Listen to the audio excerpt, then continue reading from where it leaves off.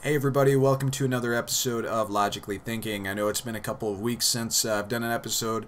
I've been sick, I had a few days off, I've been busy with a couple of things, finishing the album, getting that put out and everything. So it's been a couple of weeks, but we are back and we got a lot to cover, so let's jump right into it.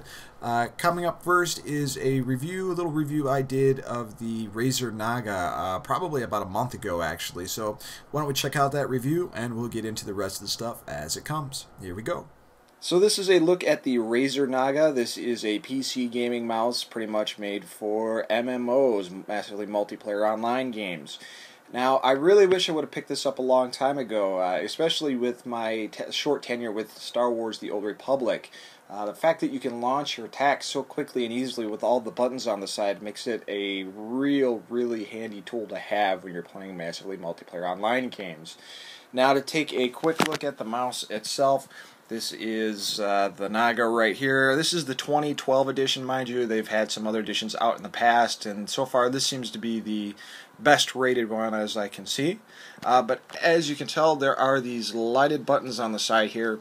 This basically corresponds to any attack you've set up in your MMO. For example, I've been playing Guild Wars with this, and it works great. So if I have a certain attack set to 1, I can hit that rather than hitting the left mouse button. If I have an attack set to my second skill box, I can hit 2, 3, 4, 5, vice versa. Or I can actually just customize these keys completely using the software that comes with it and do other things. Now this would be really handy for first-person shooters if I want to change weapons or do a couple other things that normally might be a little bit of a reach with the keyboard.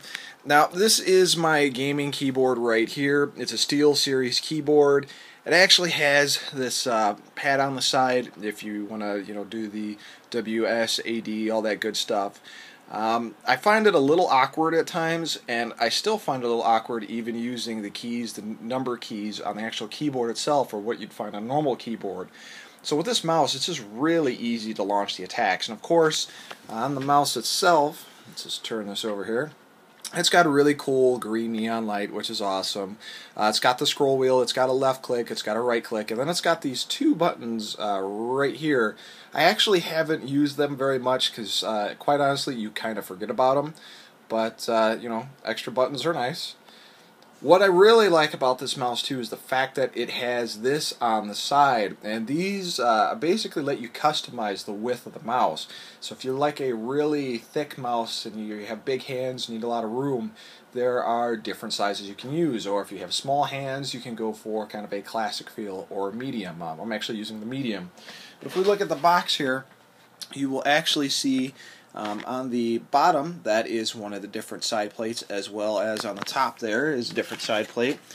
And pretty much, you can take this side plate, and that just kind of goes right onto the side here, and hooks right into the mouse, and it just gives you a different feeling. So, kind of nice to have some customizable feelings to the mouse, and find your comfort, especially if you're going to be playing games for quite some time. And MMOs you tend to get addicted to for a while and play for a while too, so comfort is a must. But I highly recommend this mouse. It was $85, I believe I paid at Best Buy. You could probably find it cheaper online, Amazon, or if you look around Newegg, I'm sure it has something for cheaper. But didn't feel like waiting, but I'd give it probably a 10 out of 10. I'm really happy with this mouse with its customizable features. So that is the Razer Naga. So if you're looking to jump onto Guild Wars 2 or an MMO, definitely pick this up.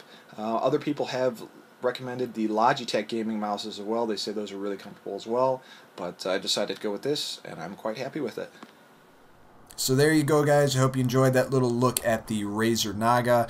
I filmed that video a couple weeks ago. I'm still using the Razer Naga, and I still really enjoy it. Great for Guild Wars 2. Really getting used to all the different buttons, even the lower ones and the higher ones now that my character has hit level 30 and stuff like that. Really easy to pull off multiple attacks. Really easy to heal your characters or assign other items and stuff. Great for pet management. Lots of fun. So to kind of segue into that, let's talk a little bit about Guild Wars 2. I picked up Star Wars The Old Republic a couple months ago and really wanted to get into it. I kind of enjoyed Star Wars Galaxies a couple years ago. I could not get into the Old Republic. Brought my little brother into it, hoping maybe together we'd have a good time, and found out that we couldn't do missions together if we were the same class, that we had to redo them. Just really annoying, really disappointing. Probably one of the fastest MMORPGs I've canceled. Actually, I take that back. World of Warcraft is probably the fastest MMO I canceled. I just couldn't get into that either. But very disappointed with the Old Republic, and obviously a lot of people are, because if you look at their subscription numbers, they continuously just seem to be dropping. But as far as Guild War 2 goes, I can't get enough of it. I am a level 30 ranger on the Tarnished Coast. If you guys ever want to jump on or happen to be on that server and play, I go under the name Guile, like Guile from Street Fighter, and Hyro, H-I-R-O, so Guile space Hyro. But I'm playing a level 30 ranger. I really love the amount of different things you can do in the game. Just from an attack perspective, I mean, you can have an axe, you can have a sword, you can have a bow, and all the attacks are different depending on the type of weapon you use. They're just not clicking a button, you see the character just kind of do one simple animated action. All the attacks are very well animated. They're all very well different, so it doesn't get boring. And that's the great thing about Guild Wars 2 is even if you're running around getting skill points and stuff like that, there's always so much stuff to do and different stuff to do that doesn't get boring, and that's huge in an MMORPG. Playing the storyline is fun. The storyline development is cool. It actually feels like the decisions I'm making actually has some weight in the game, that has interesting cause and effects, making me wish maybe I should have did this before, maybe I should have done that. And there's so many other storylines you can do as different characters. That's great as well. So I'm looking forward to replaying some different characters and stuff and different races and seeing what kind of other storylines I can get. I haven't done a dungeon yet. I just made the first dungeon, which is level 30, and now that I can do that, I hear there's two different ways to do it. There's like a storyline way as well as just a mob mode where you're fighting bosses and stuff like that. That's exciting to me, but I'm having a really great time with the game. It's a beautiful looking game. It plays great, and you can't beat the fact that you buy it once and you're done. There's no subscription fee, nothing like that. That is huge, especially in today's day and age. And that's not a free-to-play thing. That's not after 15 levels you gotta pay. It's free to play, which is great. If it's been a while since you played an MMORPG, this is the one to pick up. Definitely. I'm not a huge fan of them. Like I said, the last one I really played and got into was Star Wars Galaxies, and I've tried a whole bunch after that.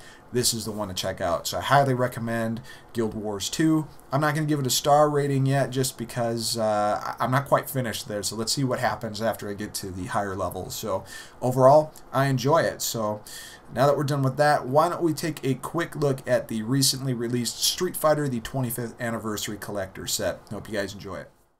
So what we're taking a look at here is the PlayStation 3 version of the Street Fighter 25th Anniversary Collector Set. When they announced this, I was really excited to get my pre-order in for this thing and get it picked up. Now, I was a huge Street Fighter fan back in the 90s, playing the arcade game Street Fighter 2 when I was a kid, and up to this day, I still have multiple versions of Street Fighter 2, Street Fighter 3, Alpha, you name it, including the arcade boards. And sure, did I really need another version of Super Street Fighter 4 as well as Street Fighter Cross Tekken? Not really, but you know what? That's why I picked up the PlayStation 3 version instead of the Xbox 360 version because, well, that's one version I don't have. But this is a great set and features a lot of great items. Now, one advantage that the PlayStation 3 version of this collector's set has over the Xbox 360 version is the fact that there's some additional content. Street Fighter Alpha 1, 2, and 3 from the PlayStation 1 versions are available to download, as well as the PSP game Street Fighter Alpha Max. Street Fighter Alpha Max is fantastic. The other Street Fighter Alphas that were PS1 ports aren't horrible. The Saturn versions are actually a lot better.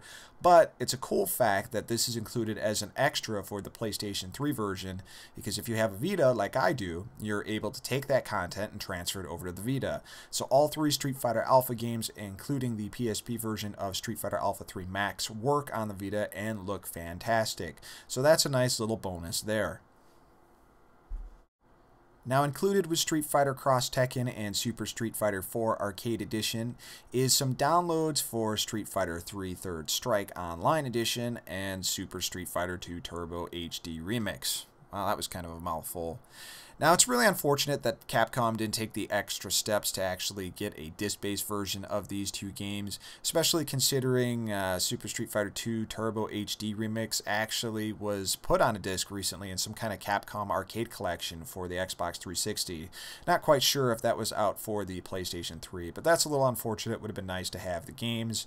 Another complaint is it actually comes with a whole bunch of avatars you can use for the PlayStation Network. Rather than making these one individual pack, some kind of special pack that you can just download one, you literally have to download each individual avatar singly. And there's like 100 of these, and that gets annoying really, really fast. So really unfortunate there. The costume packs and everything you can download, it's not too bad, but it would have been nice if Capcom just created a voucher that got everything on one download. So once you pop the box open, you'll see a couple cool things right away. On the left here we have Ryu. He's a light up statue that takes 2 AAA batteries. His base lights up on the bottom as he's getting ready, or he's performing a Dragon Punch. This is obviously inspired from the much bigger state-of-the-art Toys Ryu statue that came out about last year. Directly to the right of that, we have the Street Fighter Cross Tekken and Super Street Fighter 4 game case with the games inside of that. And we actually have a Blu-ray case that has a collection of different Street Fighter films. It has a very cool Street Fighter documentary in it. Really cool to take a look at some of the backstory of Street Fighter from the developers, from the fans. There's even some stuff with Udon Entertainment in there, which is pretty interesting. So overall, a pretty good documentary there. There's also a couple of animated Street Fighter films, such as Street Fighter 4, Ties That Bind, Super Street Fighter 4, which I believe this is the first English dubbing that we've got to see an official release for. It was put over to Japan, or released first in Japan, and we never saw this beforehand, so pretty cool there. There is also Street Fighter the Animated Series, and unfortunately it's not Street Fighter V, it's the really bad Street Fighter US cartoon. And all the episodes are there, and it's hard not to cringe at these episodes. They're just bad, bad, bad. Other than that, there's actually the Street Fighter animated movie, which is excellent. Still sitting at 4.3, and unfortunately, it is not the director's cut, so it's missing that all the parts of that famous shower scene. So, a little disappointing there. Otherwise, the rest of the DVD looks okay, but unfortunately, there is no Japanese language track on that, which is always disappointing.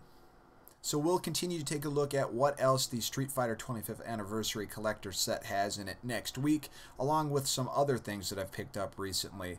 For now, this has been Logically Thinking, and I'll see you guys next week. Peace.